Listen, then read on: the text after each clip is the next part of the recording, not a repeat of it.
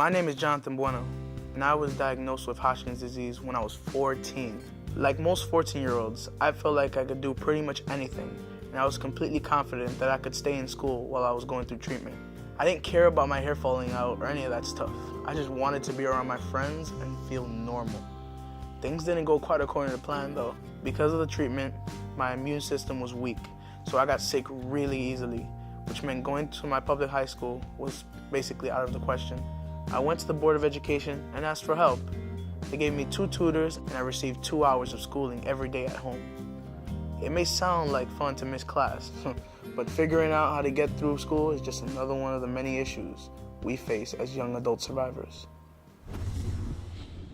My life has changed a lot. I was going to school for 4 years, taking 13 hours a semester, working 2 jobs, hanging out with my friends, going to church,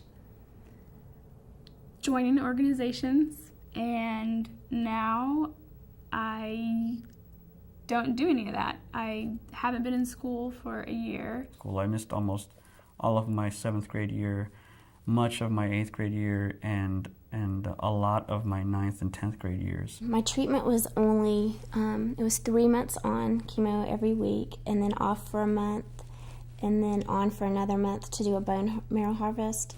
So I wasn't able to attend classes because I was so sick. I love to learn. I love school. And that's why if I knew I was feeling well, I would go to school. I had a little meeting with all my teachers, like individually the first day of school, and I sort of went to them and I had a note from the doctor and I was like, listen, I've got cancer, I'm gonna be missing some school, you know, can you be flexible? Great, okay. And I can only imagine what they were thinking when this kid came up to them and said that. And I was just sort of, you know, I wasn't upset about it. I was just like, you know, this is what it is.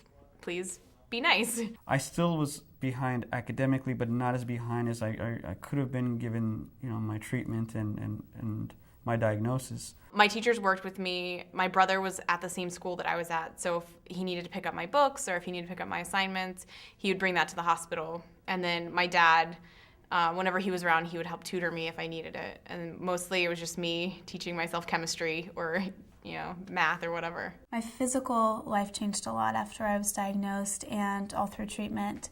I wasn't allowed to go to school for a lot of my treatment, and so I was away from my friends. But more than that, it was just about the movement of my body. I didn't physically have the strength to be able to walk down the hall to the bathroom by myself. To make it through the day was a good thing, you know, without having to rest. And they always said I could use my study hall to go take a nap, and fighting that, never wanting to be different.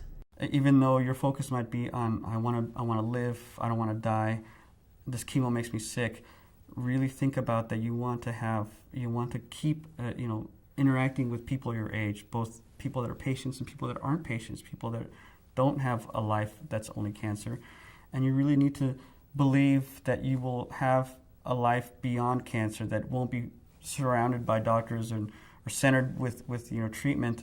Once you're done with chemo, you really need to understand that you need to maintain whatever social skills you had before you got into this, because you will have a life well beyond this, and your life well beyond this is very important.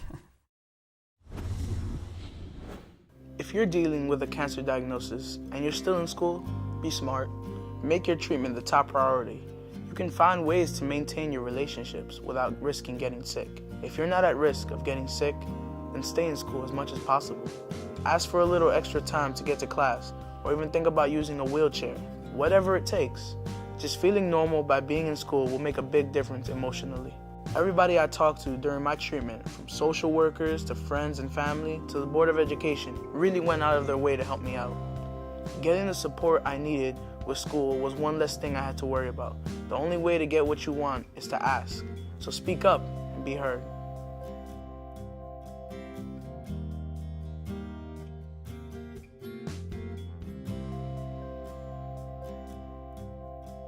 If you are dealing with school-related issues, it is important that you talk to your doctor or contact these cancer-related organizations for more information.